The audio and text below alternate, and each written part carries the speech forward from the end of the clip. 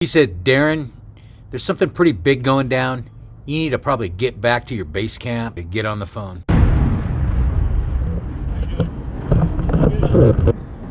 Oh, there's big changes coming. This is what my younger boss told me. A guy who lives in the top 1%, who I work for, very well off, very successful, younger than me, did the right things, made the right moves, and I'm lucky enough to work for this guy because he's just smart. I gave away everything I have. I live on a bike. I pretty much live without very much stuff. I was married. I have 2 daughters that are all grown up. And the guy I work for, he said, we're really worried about you. And I want to tell you what he told me because I want to share it with everybody my age. Now, I'm not a boomer. I'm just 1 year off. 1965 I was born. And if you're younger than me, and you're watching me because of the bike and what I do, this will be good information for you because this guy's 31 years old. I've known him for a long time already, and he's done a lot of great things for me. And here's his advice to me was, well, he said, here's what I want you to change. Now, you got to listen to this because it's very important. He said, the first thing I want you to understand, Darren, is I don't want you to change anything about you.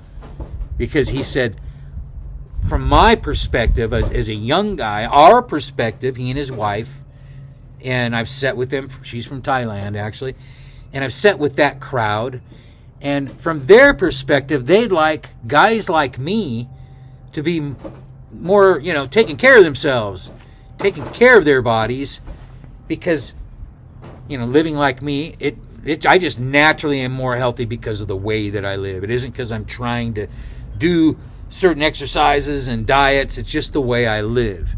Certain things are harder. But that crowd, what do you want? Now, this is the sad part about it is most of us, I'm going to call myself partial boomer. We're on our way out, right?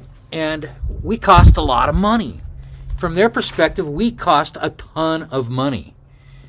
So, it's kind of like, I don't want to say the whole Epstein's and Gates thing was like their plan, but it does kind of make sense, huh? Like, wow, you're costing us a lot of money, and we don't have any more money. As a matter of fact, we're printing money we don't have. Now, my boss, I'll call him my boss, he doesn't like that. The guy that I work for, 4 hours a day in the morning online, he said, Darren, I probably won't see you for a couple of years. Now, I haven't actually seen him since Tahoe 2 years ago, but we talk every day.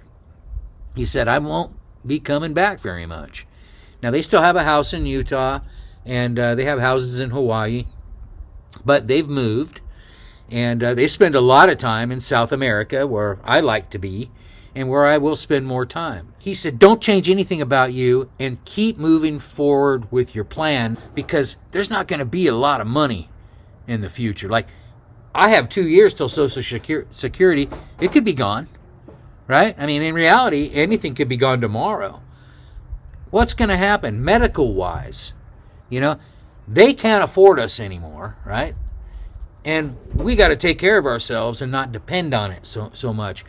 It's a sad, sad predicament, and I just thinking to myself, wow, what a way to lay it to me. We can't afford you anymore, Darren. But he's being real cool about it. He's saying, I'm going to employ you for as long as I can. And I'll probably, I probably won't live, another, who knows, maybe I'll live 10 years if I'm lucky, maybe 20. Wow, wouldn't that be amazing? Hopefully I live just a couple. But as long as I live, I can at least hope to have a job with this guy. And he helps me out a lot with advice. While they're down there living their life, they give me advice about what to do when I finally make my final move. They also understand that I don't want to leave my children, who are grown up now in their 30s, going to get married, and one's already married, and I don't want to leave those beautiful kids who are having a great life with the burden. I don't want to be there. I don't want to go there. I don't know the answer, but this is the answer for me. It's not for everybody. But the guy I work for, who's very smart, thanked me and said, Darren, our generation thanks you for trying to take care of yourself because we can't afford you anymore. Weird feeling. sort of like a, how do I want to put that? It's sort of a happy feeling in a way that I decided to do this. I'm already halfway there. Halfway to where? I don't know. But I'm not going back. And I won't get soft again until it's time for me to get soft, lay down, and say goodbye. I'll keep going, keep taking care of myself. That's all I can really think of, conveying after the messages he gave me. There isn't anyone looking out for any of us. We all have to pick it up and do it ourselves.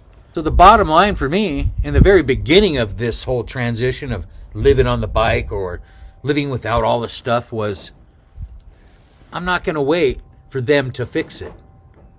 Who's them?